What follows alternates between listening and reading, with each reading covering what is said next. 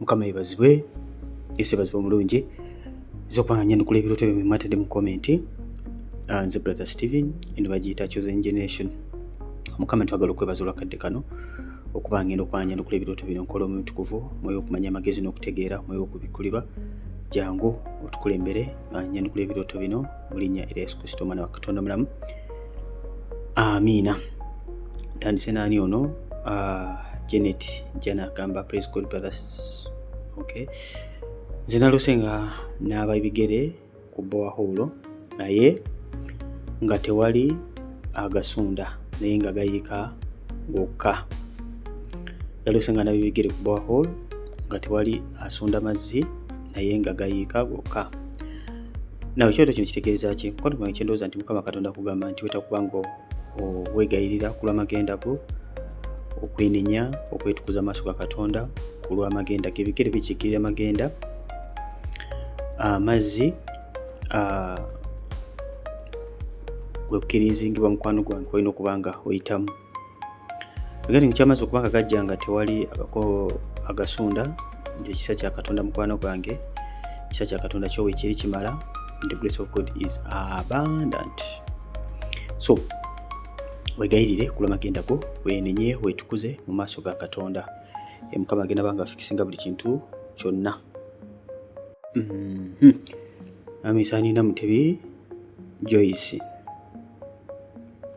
Praise God brother Steven, nze ndoota nnyo nga naaba. Sitafe na Mutebi aloota nnyo nga naaba. Obulota ng'onaaba maybe nja bakola video y'okunaaba, but mukwano gwe kuno kuba kwenenya, kuba kwetukuza amaaso ga Katonda, tukozesa musaayi gwa Yesu. Musaayi gwa Yesu gwe kutunaazaako ebibi. Mukama ffe omulungi yeebazibwe nnyo. Bulota ng'onaaba kuba kwenenya. Bw'oloota nga buli kaseera oloota onaaba kitegeeza nti mukwano gwange wetaaga kuba nga weenenya ate n'okukyuka okole ki? Okyuke. Togenda kuba nga weenenya buli kaseera ku bintu bye bimu. Wetaaga okwenenya ate n'okukyuka okuba nga okyuka. Oyinza okulaba nga buli bw'ofuna ekyoto kino wabeera biba bitateredde mu bulamu bwo. Yes. So wetukuze mu maaso ga Katonda, wenenye ate era otukulire ddala ate era okyuke. Amanya Erastus. Okay. I dream the rain is raining to me and my sister. Nalota nga bali mu nkuba ye ne sister we ng'enkuba ebakuba. Maybe nja kola naye era video kwatagana ku nkuba, kyakola video zonna nzimaleyo bane nga temukyalina kye mwebuuza.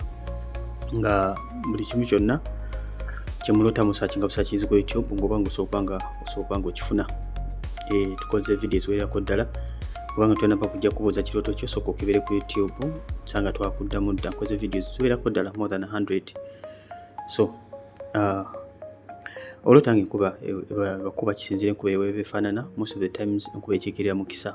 Enkuba mukisa kuba bw'etonnya ebimera byeyagala, abadde balina bye balima byonna bifuna obulamu. Bwe watali nkuba mukwano gwange ekibeera kyeya, ebeera drought, buli kimu kifa. Abantu bagenda mu kye bayita enjala egwa mu byalo egwa buli wantu wonna. So enkuba ekiikirira mukisa but erina kuba nga nkuba nnungi. Bweba nga nkuba ebadde ya muyaga mukwano gwange nga yebakuba, Mukama bakulaga the tough times coming ahead of you. Olina okuba ng'osaba. Yesu yalina storage yawa tewuli ebigambo byange n'abikola afaananyizibwa ng'omusajja yazimba ennyumba ku kikulwazi. Kuba yatonnya kibuyaga yajja, ennyumba ye teyagola nsonga yali esimbye ku kikulwazi. Eyali asimbye yagamba awulira ebigambo byatabikola afaanana ng'omusirusiru yazimbawa ku musenyu. Kuba yajja kibuyaga n'akunta ennyumba ye n'egwa n'okugwa okunene lwansonga teyalina foundation nnungi. So enkuba esinziira, but when nakola video specifically kwatagana ku nkuba njaba nga nyongera okulambulira ku kirooto kino. So kisinziira enkuba bwebadde, but generally kuba ekiikirira mukisa mukwano gwange. Amanya nomitani ndabako Juju William. Tate bw'oloota nga oluzzi lwa kidiba notandika okunywesa engalo, omukazi n'ambuuza nti ekikopo tokirabye? Ne mugamba okay, ne magamaga ku mabbali nga waliwo ekikopo kya bbulu, n'ensena ekikopo n'ennywa. N'engenda kitegeeza ki? Mukama akuwa omukisa. Okay. nakuwa mukisa Miriam. Kakati oluzzi olw'ekidiba otegeeza luzzi lufaanana lutya? Waliwo oluzzi olw'ekidiba zazino ezizinga ez'omukyalo sanga oluusi lulina ensuulo naye nga mazzi gali awo mu kifo kimu tegatambula, ndowooza lwategeeza. Kansuubira amazzi gabadde mayonjo. Bw'oba otegeeza kidiba nga amazzi makyafu kiba kirala, nakyogeddeko mu video gye nakoze ey'okuloota amazzi. So of course amazzi amakyafu gasiikirira kibi, naye bwe kiba nga luzzi lwadde lwa kidiba naye nga amazzi mayonjo tekina buzibu. Nekyoto kino kitegeeza nti engeri gy'onoonyaamu amafuta, engeri gy'osabamu yeetaaga okuba ng'etunuuliramu ddala. Kubanga agenze ku luzzi onywesa ngalo naye ng'ekikopo weekiri wali ebbali nga tokola ki, nga tokiraba. Ne bagamba ekikopo tokola ki, tokirabye. So weetaaga vesi ennungi esobola okukodinga amafuta. Weetaaga vesi ennungi, weetaaga okuba nga otula mu ngeri gy'onoonyaamu Katonda. Mukwano gwange, ekikopo walabye kya bbulu n'onywesa kale ya bbulu ekikira bwakabaka bwa Katonda. Nakyogerako bwe nakola video eya colours. Abatanaba kugira bw'oyitirayo oba ovudde wano okuloota colours, kitegeeza ki by Brother Steven, obanga ojja kuba ng'olaba colours ez'enjawulo nekyezitegeeza. So you have to seek God in a proper way, naye weekolemu omulimu nga vessel. Kale Mukama akuwa omukisa. Praise the good Lord Jesus Christ. Brother, nze naloota nga ngenze ku luzzi nga luyiika nnyo. Nensena kati omwana n'anvuma, ne mmunnyika mu luzzi ne mugamba nze tebanvuma era toddangamu. Ne mmunnyika emirundi 3 mpaka we yagamba nti sigenda kuddamu. Awo ne nkwata liita 10 yange ne nva mu mazzi ne ngenda n'amazzi gange. Omwana n'aŋŋamba kale genda, kyokka yabadde takaaba. Okay, kyo temukiwulidde. Sitaafu yaluse kino tukiza ku luzzi okusena amazzi, nangira mu luzzi okusena amazzi. Omwana n'amuvuma n'amunnyika emirundi 3, ndowooza n'amubatiza. Linnya erya kitaffe n'omwana n'omwoyo omutukuvu. Mukama yeebazibwe nnyo. Amugaa nze tebanvuma, kankubatiza ontegeere. Omwana ne yeetonda. Awo n'alyoka amuta n'amuleka, n'akwata liita 10 ye. Omwana kale genda. Omwana yabadde takaaba. Nakyoto kino kitegeeza ki? Kindowooza nti waliwo ebikuziyiza nga bw'olaba nti okukima amazzi kuba kunoonya amafuta, okukima amazzi kuba kunywa ku nsulo ez'amazzi ag'obulamu, kujuzibwa mwoyo. Kindowooza nti waliwo hindrances ezikuziyiza okuba ng'ogira omwoyo. Weekebere mukwano nga toli mu mbala ya busungu, kubanga ekimu ku biyiwa amafuta bannange bwe busungu. Obusungu buyiwa amafuta. Bali abalokole nga tebabeelijjako, ng'enjiri ey'abakuba oluyi ku ttama eryadde oteekawo n'erya kkono, eyo tebagiwulira. Mukama yeebazibwe. Naye ate nga Yesu yagibuulira nga tebasirika, tebamanyiirwa. So mukwano wekebera mu mbala eyo, olabe nga okola improvements mu bulamu bwo, obeere nga weewombeeka muwebwa self control, otherwise ojja kufuna nnyo hindrances mu kujuzibwa omwoyo omutukuvu oba okutambula naye, kubanga byo ebiziyiza bibeera along the way, ate olina okuba nga ofokasinga. Ono ye wamubatiza. Mukama yeebazibwe nnyo. Kale Mukama akuwa omukisa. Maggie Margaret. Naluse nga ndi mu kyalo ku luzzi, naye nga ntudde nga ndaba abantu bakima amazzi, nange nenfuna akaveera n'ensena nga mangi. Akaveera kadde nga kasuuli, okay, naye nga kagazi. Akaveera kabadde ndowooza nga obanga kasitegeera bulungi nga kasuuli ke katya. Kabadde kakatuli, kabadde katya, akaveera kabadde katya bannange. Ekyo nakyo kikulu. Now kyoto kino kitegeeza ki mukwano gwange? Kyoto kino kitegeeza mukwano gwange olina okunoonya amafuta, olimu obugayaavu. Abantu badde bali mu kusena amazzi g'otudde, era kino ofuna akaveera. Kati akaveera nako ke wafunye byabaddeko sitwabitegedde bulungi, naye nga ogambe kabadde katya, kagazi, naye nga kyogedde wakati situkitegedde bulungi. So ani akima amazzi mu kaveera kweri? Which kind of vessel is that? Nga bwe nabaga mu video gye nakoze okukima amazzi, ebiseera ebisinga ekintu ky'olina ng'okima amazzi ebeera vessel, ate nga vessel yeggwe, kitegeeza nti ekyo ky'oba olina mu ngalo zo ng'okima amazzi ebiseera ebisinga abeera kikkirira gwe, kubanga gwe Mukama gwayiwamu amafuta, gwe Mukama gwayiwamu gano amazzi agava mu nsolo ez'amazzi ag'obulamu. Omutukuvu atuula mu ggwe. So kano akaveera ke walabye byonna ebyakabaddeko yeggwe, kaba nkabadde wadde kagazi bulungi naye nga kabaddeko problem yonna Mukama alaga nti vessel gwe ng'omuntu yeetaaga okuba nga ekolebwako, esobola okuba nga eholdinga amafuta. Okay? So okuba nga oholdinga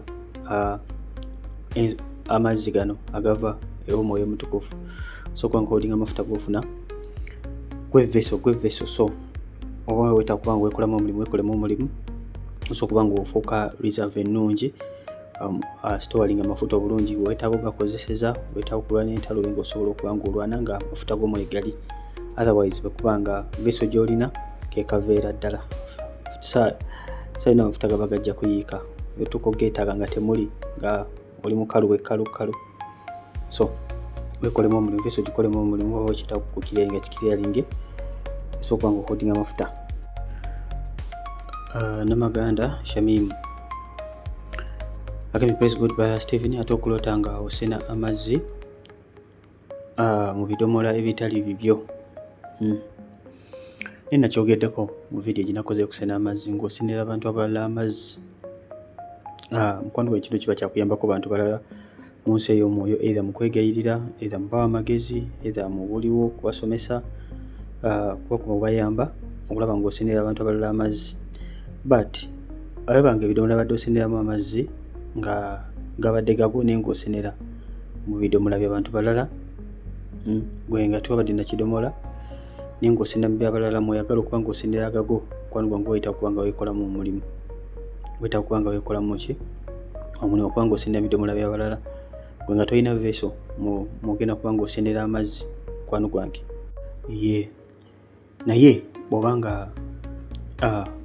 obadde nga osenera amazzi mu bidomola by'abalala nga bagenda kuba nga bakuyambako obuyambi, sometimes Mukama asobola kikozesa okusinziira ku kyoto bwe kiba kifaananye, okuba nkulaga nti weetaaga kuba ng'oyambibwako mukwano gwange, togenda kusobola kucrossinga wekka, weetaaga kuba ng'oyambibwako abantu abo nga obategedde, kubanga bakuyambako mu nsi ey'omwoyo. Bati ogenda nga tolina osanga olina kusabiriza balala kubanga oseneramu amazzi, kwano ekiyinza okulaga unseriousness. So kisinzira ekyoto bwe kiba kikoze kifaananye kyonna ewamu ng'okigasse. Praise God Brother Stephen, nze Kabutanya Lilian agamba ndoose nga nvuga emmotoka nga mulimu my brother n'omwana wange naye nga nze eyali avuga. Ninneewuunya nnyo and I said, hey, I know to drive. Okay. After we reached somewhere to see when there is a garden of maize, but the maize had good green leaves, but it was young. After me to see my baby with Kazambi Kadingo Katonda wange. But besides there was a deep well. Then I got the water in a jerrycan to wash the baby and me also to see that I had some kadingo, okay, on my body. Then I washed. Then I wanted to wash myself also. Onzire mukobambi, God bless you sir, okay, God bless you too. Ono yalose nga avuga emmotoka naye nga neyeewuunya, nagamba manyi okuvuga emmotoka. Nabakwe batuuka nga waliwo omusiri gwa kasooli naye nga kasooli alabika bulungi naye nga akyali muto. Nawe okota nga ovuga emmotoka ekiikirira magenda, bw'obadde ovuga most of the times obeera mu control yo, kubanga adde ovuga omwana wo was it even your brother, abo abantu bali mu control yo okuba nga obasabira, kubanga obayambako, okay. So abanga obadde ovuga bulungi olaba you know how to drive, kitegeeza nti you can abantu abo osobola okubanga mukwano gwange mu nsi ey'omwoyo, you cater for them, obasabira obayamba mu nsi ey'omwoyo ng'olio ne mubuliwo. Kulota ojja kugenda okukola olaba video gye nalakolako kulota ng'ovuga emmotoka, kitegeeza kiba Brother Steve ejja kuyamba nnyo okwongera okutegeera nayogera ku different scenarios kukwatagana ku mmotoka. That's why ubanga tonaba kujja wano kiba kirungi n'osooka n'ogenda n'olaba videos enkoze emabegako. First time will come nga sikyadda mu birooto bwe nti, but the videos will be there. So wagambe we reach somewhere n'olaba kasooli, naye akasooli nayo nagikola, kasooli ngalabika bulungi nakyogerako. So kasooli alabika bulungi akiikira mukisa, but waba kyali muto kwano bwe Mukama bakugamba nti ebiro n'ebiseera tebinnaba kutuuka olw'omukisa oguli mu bulamu bwo, naye ebiro byagwo tebinnaba. Kasooli wa green gwe walabye alabika obulungi. Okay, wabanga badde muto nga tanaba kukula. Then engeri gyogenda okuba ng'olabamu omukisa guno, Mukama Katonda kazambi gwe walabye akiikira obutali butuukirivu, akiikira ekibi. Kalabe ng'omwana wo mukyafu, most of the times omwana mukyafu oluusi ayinza okukiikirira gwe ng'omuntu. Yes, obulokozi bwo gwe nga gwe, but this time walabye nga nawe kennyini oliko obukyafu, kitegeeza nti olina okwegayira ku lw'omwana wo, olina okwegayira ku lw'obulamu bwo gwe nga gwe, okwenenya okwetukuza mu maaso ga Katonda. Bw'otyo bw'ogenda okuba ng'olaba omukisa guli gwalabye ogwa kasooli gwe walabye, okutejerikania amazzi ng'ogenda kuba ng'okola ki, onaaza bebi nawe kennyini okuba nga weenaazaako. Wegayirire wetukuze mu maaso ga Katonda. Bw'olina ky'omanyi kyonna ekitali kya butuukirivu nka kyagamba okuleka Katonda bakireka kireke, bw'oba tolina ky'omanyi buuza Omwoyo Omutukuvu ajja kuba nga kubikulira kulage osobola okuba nga weegayirira ku lw'amagenda gammwe mwenna. Nakawuma Justin agambye ate waddako n'endoota nga tugenze ku luzzi nga naye amazzi gadduga, luza badategeeza gaddugala. Okay, bannange ne bagamba tuyite mugano amazzi tusomoke, oba gabadde ategeeza nga gadduka oba gaddugala, kitegedde bulungi. Namugamba tuyitemu ago amazzi tusomoke, eri waliyo amalungi ndowooza gaali gaddugala, naye nze nenemererwa okutuukayo. Okay, bwe nalinnya mu mazzi ebbomba nerinkwata ebigere, bannange bo amazzi baagaleeta, naye nze nali nemereddwa okulinnya okudda waggulu okuva mu luzzi, naye ne nwana nengavaamu. Awo nenva mu kirooto, mubuliwo nali ndi mu kusiiba n'okusaba amaka gange agaggwaawo nga mbuuza Mukama kukwe. Okay, mbuuza Mukama be blessed bro. Okay, ekyoto kino kitegeeza ki? Sister ffe yagezaako okuba nga asomoka asobola okugenda sayidi eri afuna amazzi, wano gali mazzi gali makyafu, nabeera sitaka mu bbumba, banene bayitawo naye nga tasobodde kuyitawo, but later n'alwana nnyo n'ayitawo, naye yali ali mu kubuuza Mukama kukwatagana ku maka ge. Ekyoto kino kyendowooza nti Mukama Katonda akulaga ati olugendo olwo lwali obuuzaako, Mukama akulaga nti tebigenda kubeera byangu. Omanyi sometimes ogenda n'otuula sayidi y'abalala ng'olaba abantu bafumbirwa, nga tebasitwagulinga, olaba abantu bafumbirwa, oluusi n'abamu bansi bo bayitawo buyisi, naye ng'ogenda otunula ewuwo ng'olaba ebintu bizibu. Mukama yeebazibwe ng'olaba ebintu bikola ki? Ebintu bizibu, tebigatta, tebitambula bulungi. Naye Mukama Katonda wa kisa, gwali mu busibe gwazitoowereddwa, Mukama Katonda agenda kuyisaawo. So ekyoto kino kitegeeza nti mu kulwana ennyo oba mu kusaba ennyo, mu kwewa nnyo maaso ga Katonda ogenda kusomoka, tebigenda kubeera byangu ng'ebyabalala obwolabye bali bo bayiseewo, amagezi ge baakubye, plan gye baakubye bo yabayisizaawo n'egwe yabadde egaanye. So gwe nga gwe ogenda kuwangulira mu Katonda, ogenda kulwana nnyo Mukama, ogenda kuba ng'oyitawo naye olugenda kubeera lw'amaanyi mu nsi ey'omwoyo, ogenda kusomoka naye ng'ogenda kuwangula, naye olina okuba ng'okitegedde nti ogenda kumalirira okuba ng'olwana. Ekyo kimina okutegeera bannakyoze nti ekituufu kiri nti abantu b'ensi bayinza okuba nga bafumbirwa, bayinza okuba nga bagaggawala, bayinza okuba nga basomesa abaana, gwe ng'ate ebintu byolaba nga bikukaluubirira naye nga bo eri bakola ki?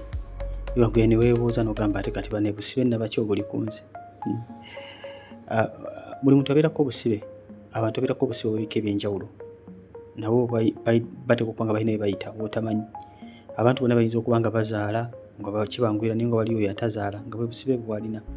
Mukama yebazibwe. Nosanga oli ng'azaala nga kamyu naye ng'ate talina ssente. Naye byonna byonna Yesu abikolako. Yesu asobola otusumula n'asumula mu byonna.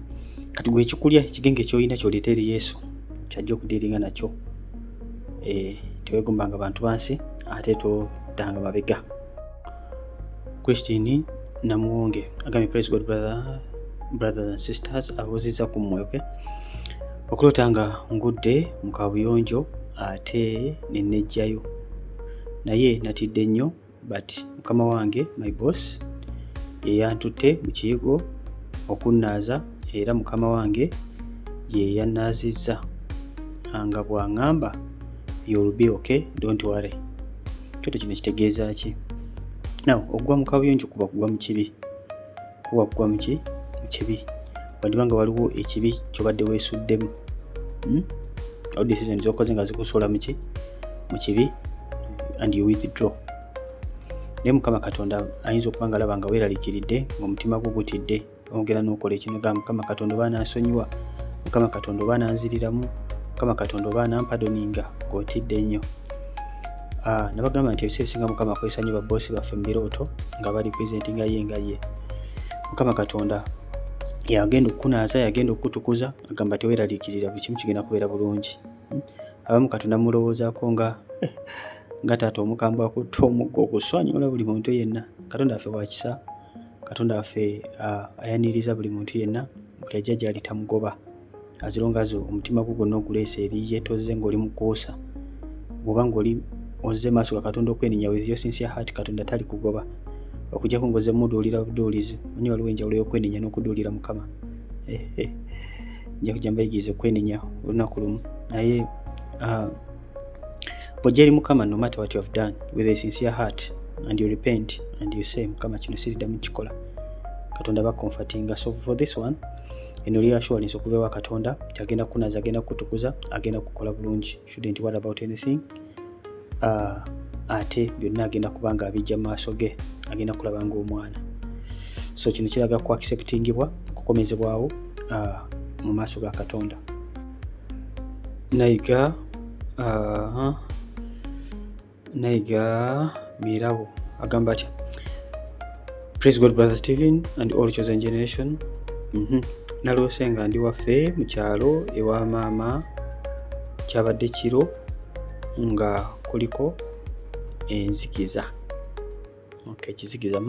Twabadde ndi sister wange emabega w'ennyumba, naye bwe twabadde wabaddewo light ate nemala nevaawo awo ne tusembera ewali ennyumba tuyingire.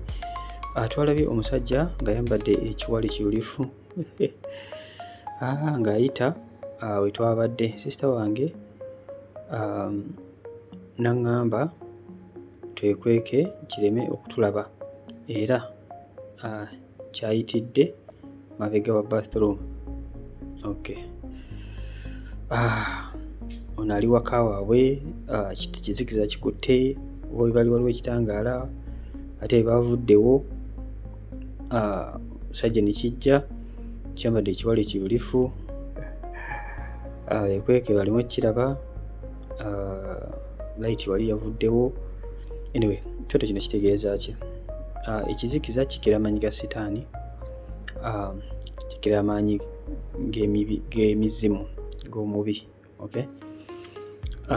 Bw'oba ng'okira mu nnyumba y'ewammwe kitegeeza nti amaanyi amabi akutte ennyumba y'ewammwe, kyekizikiza kiwalabye. Bw'obadde ng'oli mu kitangaala ate nakyo ne kimala ne kivaawo, kugamba kino ekisajja kiwalabye eky'empale enjulifu egyo nabyo emibi mukwano gwange. Ate toyagala kikulabe, kitegeeza nti wekikulabira wonna kiyinza okutuusaako obulabe weekweka. So ekyokukola ki? Ekyokukola mukwano gwange, noonya ekitangaalo kigoberere, nywerera mu Yesu ate olumbagana amaanyi g'ekizikiza agafugira mu nnyumba y'ewammwe. Kubanga mu kizikiza tolina kyolaba, bakukubiramu kubanga oba tolina kyolaba. Emitego gy'omubi batuswagira mu kizikiza. Kabaka w'ekizikiza ye Setaani ye aba alaba. Mukama yebazibwe, ffe tuli baana ba Musa tutambula mu kitangala. So abanga olaba waliwo ekibi kyonna ekikyali mu bulamu bwo ekiyita ekizikiza kino, ate nga nakyo wenenye ate okyoke naye olumbagane amaanyi g'ekizikiza agafugira mu nnyumba ye wammwe. Otherwise kino kiwalabye ekyadde ekiyitibwa mu kiwala ekiyulifu, kyadde kinoonya ggwe. Obanga oli mupya subscribinga ku channel eno okone kade bona kikola ekyo lwe natekangayo video bwe ntyo kyabeera omu kwaba basooka okuba nga ofuna notification obeere ng'ofuna messages mu budde. Channel negenda kubeera very busy nnyo from today onwards, tegenda kuddamu kuwummula, tugenda beera very busy nnyo nga tukola emirimu gya Katonda wano. So wetaaga okuba nga ofuna notification mu budde. Sometimes ojja kusanga tuyinako message nga 3 olunaku. Tujja kugula Bible study essaawa yonna ku eno channel, tugende nga tusoma ebyawandiikibwa, tujja kugulawo enjiri essaawa yonna. So ejja kubeera busy, so wetaaga okuba nga ofuna notification mu budde. Babisaani, by the way, ne message mugiraikinge bannange. Bw'obanga ozzi wano osooka kulaikinga nolyoka otula bulungi n'owuliriza. Okay. Staff babisaani ono Namugabi Janet agamba ati, praise God brother Stephen, for me I dreamed when I have fetched 20-liter jerrycan and I had a luggage on my head. Then I told my sister to help me on the luggage, but they refused and left me after I carried my water on the back and luggage on the head. Then I went home. Then I began collecting firewood, and there were very many. And still I had my jerrycan of water, and my brother came and carried for me the firewood. Then for me I carried the water, and then I woke up. Okay. Staff yalose kiroto nga alina kitiita kye abiri ekyamazzi ng'alinako n'omugugu gwe. Kakati n'agamba sisita bamuyambeko amwetikireko omugugu n'agaana. Kati bwatyo nayetika omugugu gwe ku mutwe, then amazzi ku mugongo, n'agenda okuba ng'akyaba enku. Akyaba enku zabadde nnyingi ng'akyalina ekidomola kyera eky'amazzi. Kati omuganda we n'amukwatirako ye ne yeetikka enku. Omuganda namukwatirako enku then yeetikka amazzi. Okay. Kyoto kino kitegeeza ki mukwano gwange? Omugugu gukiikirira ebizibu, gukiikirira challenges zoyitamu. Bible etugamba etya, cast all your burdens to the Lord because he cares for you. Emigugu gyaffe gyonna tugikwase Mukama Katonda waffe kubanga yakola ki? Afaayo. Kyava tugamba mu kye ndi mwenna bazitowereddwa nange nabawummuza. So tulina emigugu gye twetisse, tutera okuba nga tugiwummuliza mu Yesu. Okay. So omugugu gukiikirira ebyo challenges zoyitamu, ebyo bikugoba oba ebizibu ebiri mu bulamu bwo. Lita jerrycan lita 2 eno jerrycan eno ey'amazzi ekiikira amafuta g'oweetisse ku bulamu bwo, ekiikira anointing, ate enku zikiikirira saala, kyoto kya kusaba. So dreams are very complicated, naye ekyokola kye kino mukwano gwange. Mukama ayagala oyingire kusaba okuba nga omunoonya bwotyo bw'ogenda okuba nga ofuna obuyambi. Olaba before nga tonaba kukyaba nku tewabadde wakuyamba, wadde ofuubana n'omugugu gwo n'amafuta go, tewali akola ki? Tewali akuyamba. Naye wamaze okufuna enku olw'okufuna kukwatirako nendo osobola okuba nga okwata ebisigadde. So mu kuyita mu kusaba n'okusobola ogenda ofuna ba divine helpers. Of course Mukama batuyamba ebiseera ebisinga tusindikira bantu, obuyambi buva mu ggulu naye Mukama atuma abantu bagenda okutuyamba. So saba Mukama Katonda abe nga akuyamba, agenda kukwatirako. So olina okukuma ekyoto ekyaka, kitegeeza nti olina okusaba essaala nga tozikirazikira, olina okusaba essaala nga zeezo, n'okukuma ekyoto nga kyekyo. Zino enku zewalabye ng'okikola ki? Okyaba bwotyo bw'ogenda okuba nga ofuna obuyambi. Ewatali essaala teri buyambi bwo mukwano gwange, teri buyambi bwo. Ne bannakyo zeni mwenna bannange, ewatali essaala teri buyambi. Obuyambi bwaffe bwonna buva mu ggulu. Omuntu agenda okujja okuyamba nga Mukama Katonda yamusindise. So mukwano gwange tandika okubanga okuma ekyoto kyo ekyokusaba bwoti ogenda okubanga ofuna obuyambi. Tumusiime Agnes. Okay, praise God. Banachosen babuuzizaako mwena banestaffe. Tumusiime Agnes ababuuzizaako. Nalootanga ngenze okusena amazzi ku luzzi.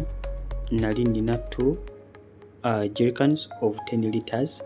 Kaakati bwe nali nsena ne wajja emisota 2 nga miwanvu. I continued fetching water and 1 jerrycan got full. Kati when I was fetching the second one, emitwe gy'emisota ne gifuuka emmese. Wansi misota miwanvu nnyo naye ng'emitwe mmese. Awo ne ŋŋamba nti bannange kandekera awo. So the second jerrycan got half. So I carried one full and another one half. Then when I reached home, I got out of the dream. Safi yalose kirooto ng'agenza okusena amazzi.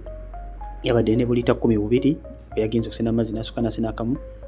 Nalaba omusota nga muwanvu nnyo. Omusota gyabadde 2. Tibadde akyasena awo akamu kajjuddeko 2 akakyakasena. Ate omusota omutwe gw'omusota negufuuka ogw'emmese. Ebirooto bisesa. Omutwe gw'omusota gufuuka gw'emmese. Yatuse wakati n'atya n'akampa kandekera awo n'asenako ekitundu. Ekimu ne kiba nga kijjudde, ekimu ne kiba nga kya kitundu. Kakati mukwano gwange simanyi lwa kirooto kino kibikoleddwa kuba nakyogerako ku vidiyo gye nakoze ey'amazzi. Okusena amazzi ag'ekitundu kitegeeza mukwano gwange oba tojjuziddwa bulungi. Ate nga obadde mukusaana okusiba onoonya Katonda osanga amazzi weetiise ga bitundu. Mukama bibazibwe nnyo.